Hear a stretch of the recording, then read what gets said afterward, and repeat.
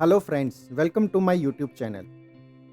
Today we are diving into a small but mighty aspect of Python, the pass statement. It might seem simple, but understanding when and why to use pass can greatly improve your coding efficiency and clarity. Let's explore how it works.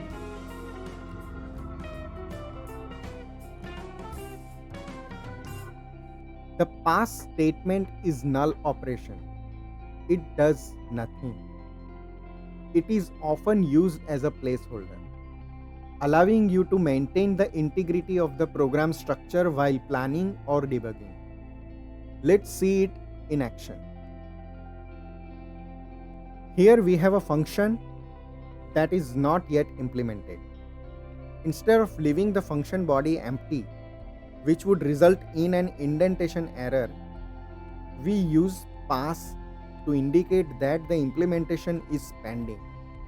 It is a clear marker for future development. Let's see another example of pass statement. In this loop, the pass statement is used when I equals 3.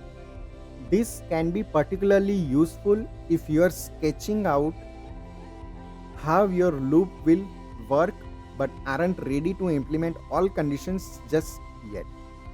Now let's see how it can be utilized and used during exception handling.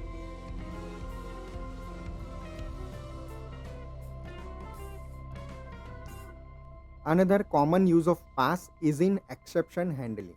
Here, if risky operation throws an exception, it will be caught and the program will continue without executing any error handling. This is handy for testing and development, but remember to handle exceptions properly in production code.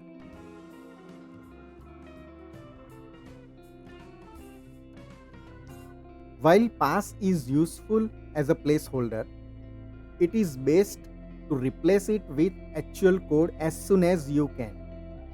That's all on the pass statement in Python.